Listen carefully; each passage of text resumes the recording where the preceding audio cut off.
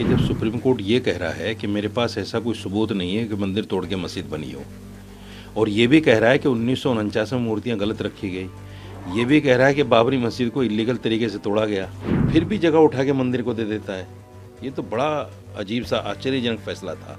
मुसलमानों ने इस वजह से कबूल किया कि ठीक है, चलो 400-500 साल पुराना एक मामला ख़त्म हुआ, ये मुसलमान हैं तो इनकी बात को उखाड़ा जा रहा है और कहा जा रहा है कि ये तो सुप्रीम कोर्ट को मानते ही नहीं है। मुसलमान के मुंह से ये बात निकली है तो इस पर हंगामा तो होना ज़रूरी है, ये तय है हंगामा।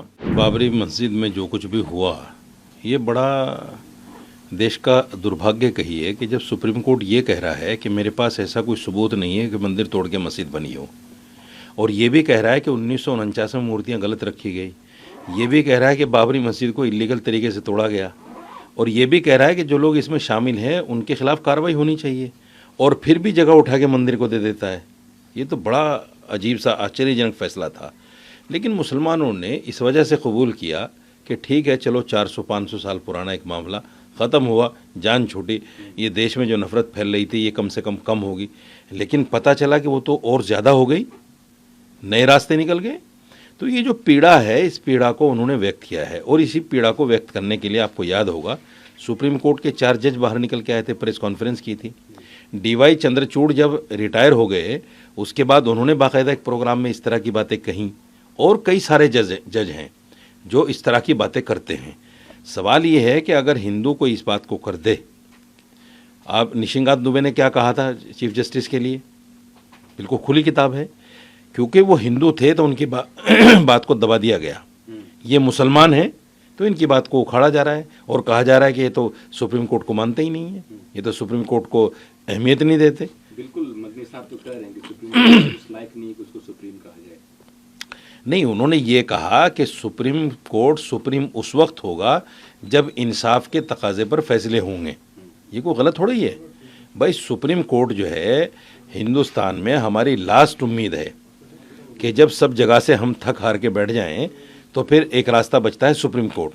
वहाँ भी अगर ऐसा ही हो जाए तो फिर सुप्रीम कहाँ से रह गया, ये एक बात उन्होंने कही।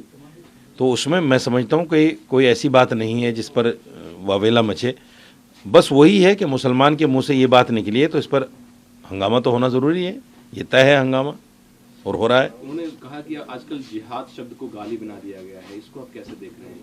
वो थूक जिहाद, लव जिहाद एक गाली की तरह टर्म यूज होता है।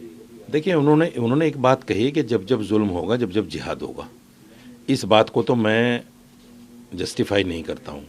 इस बात को तो मैं इसलिए कहता हूँ कि देखिए ये बात सही है बिल्कुल कि कुरान ये कहता है कि जिहाद जुल्म के ख़िलाफ़ होने को, खड़ा होने को कहते हैं, कि जहाँ जुल्म हो आप उसके ख़िलाफ़ खड़े हो जाओ तो इसी का नाम जिहाद है।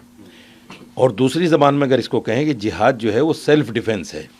जितनी भी जंगें उस वक्त में हुई हैं वो सेल्फ़ डिफेंस में हुई हैं। हमला कर दिया, मुसलमानों ने उसको रोका है, और कुरान ने यही कहा है कि जो सेल्फ़ डिफेंस में मारा जाए वो शहीद है।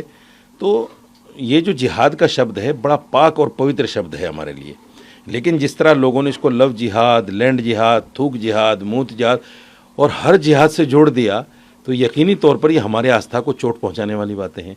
यकीनी तौर पर हमें इस बात का एहसास होगा कि हमारी जो धार्मिक चीज़ है, जिस पर हम आस्था रखते हैं कि हाँ भाई ये चीज़ होनी चाहिए, उसको कहीं ना कहीं गाली बनाकर जो है पेश किया जा रहा है, बुरा भला उसको कहा जा रहा है।